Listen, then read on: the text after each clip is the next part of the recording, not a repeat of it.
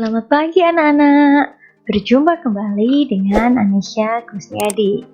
Pada pembelajaran kita hari ini, kita akan belajar di tema 5, ekosistem, subtema 3, keseimbangan ekosistem, pembelajaran ke-1 dengan muatan IPA KD 3.5 dan 4.5 serta muatan bahasa Indonesia KD 3.7 dan 4.7. Yuk kita mulai belajar untuk hari ini ya. Bismillahirrahmanirrahim. Assalamualaikum warahmatullahi wabarakatuh. Kita akan belajar tentang hubungan rantai makanan dan jaring-jaring makanan serta menyimpulkan teks non-fiksi. Masih ingatkah kalian dengan pengertian rantai makanan pada pembelajaran kita sebelumnya?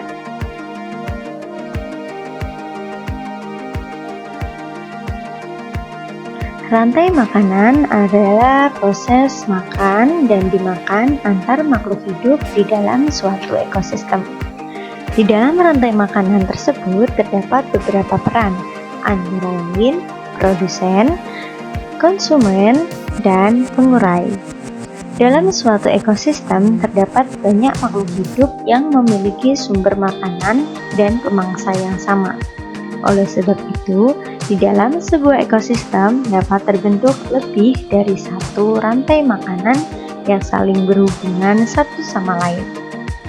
Kumpulan beberapa rantai makanan tersebut di dalam suatu ekosistem dinamakan jaring-jaring makanan. Perhatikan contoh jaring-jaring makanan pada gambar berikut ini. Pada gambar di bawah ini terdapat beberapa rantai makanan yang dapat terbentuk. Rantai makanan yang pertama, misalkan padi dimakan tikus, tikus dimakan ular, dan ular dapat dimakan oleh elang. Untuk rantai makanan yang selanjutnya, padi dimakan dengan belalang, belalang dapat dimakan katak, katak dimakan ular, ular dimakan burung elang. Atau padi dimakan dengan ulat, ulat dimakan ayam, ayam dimakan ular maupun langsung dimakan burung elang. Atau bisa juga dengan menggunakan produsennya yaitu berupa pohon. Karena di sini terdapat beberapa rantai makanan, inilah dinamakan dengan jaring-jaring makanan.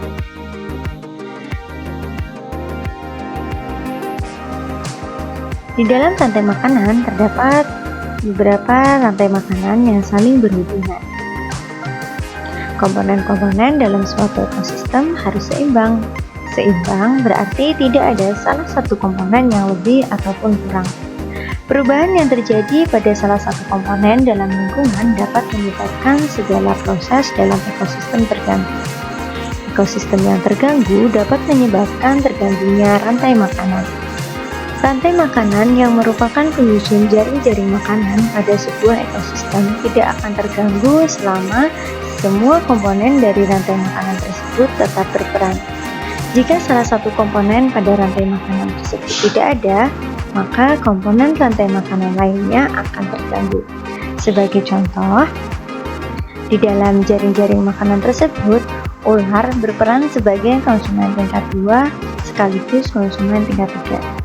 Jika populasi ular terus menurun dalam ekosistem tersebut akibat kehilangan habitat atau perburuan liar, maka keseimbangan jaring-jaring makanan tersebut pun akan terganggu.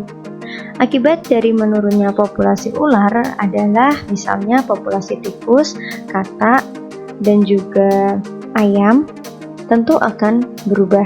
Pada hewan tersebut, maka tidak ada lagi yang memiliki pemangsa. Populasi padi pun akan menurun, akibatnya jumlah tikus akan meningkat. Populasi belalang akan menurun, akibat meningkatnya jumlah katak. Contoh lainnya, jika populasi padi menurun akibat kekeringan pada musim kemarau, maka produsen dalam ekosistem tersebut akan berkurang. Akibatnya, populasi tikus, belalang, dan juga ulat akan menurun karena kesulitan mendapatkan makanan. Populasi tikus dan belalang yang menurun juga akan diikuti oleh menurunnya populasi katak, ayam, maupun ular. karena mereka juga akan kesulitan mendapatkan makanan. Akibat terganggunya jaring-jaring makanan tersebut, hewan yang ada dalam jaring-jaring makanan tersebut dapat memakan hewan lain di ekosistem yang berbeda. Contohnya, ular yang seharusnya memangsa tikus akan memangsa hewan lain, misalnya ayam yang dipelihara manusia. Beberapa faktor yang dapat mempengaruhi keseimbangan ekosistem antara lain faktor alam dan juga faktor aktivitas manusia. Faktor alam adalah peristiwa alam yang dapat mengganggu keseimbangan ekosistem, umumnya berupa bencana alam. Peristiwa bencana alam dapat merusak suatu ekosistem hingga mempengaruhi komponen penyusun ekosistem tersebut.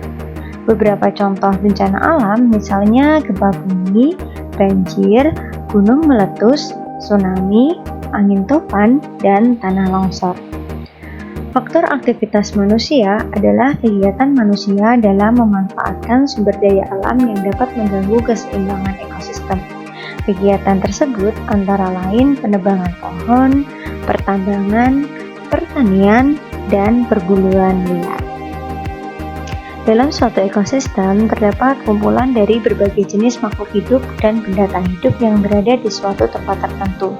Terdapat berbagai sumber makanan dan faktor lingkungan yang menunjang kehidupan makhluk hidup di dalamnya. Oleh karena itu, keseimbangan ekosistem sangatlah penting bagi kelangsungan makhluk hidup. Mari bersama-sama sayangi bumi demi kelangsungan hidup manusia. Baiklah anak-anak, itulah tadi materi pembelajaran kita pada hari ini. Untuk mengukur pemahaman kalian pada pembelajaran hari ini, silahkan kalian kerjakan latihan soal yang ada pada buku kalian ya. Selamat mengerjakan. Go go go. Alhamdulillah, pembelajaran hari ini sudah selesai. Bertambah lagi ilmu kita untuk hari ini. Sampai berjumpa lagi pada pertemuan kita selanjutnya. Tetap semangat belajar meskipun di rumah saja.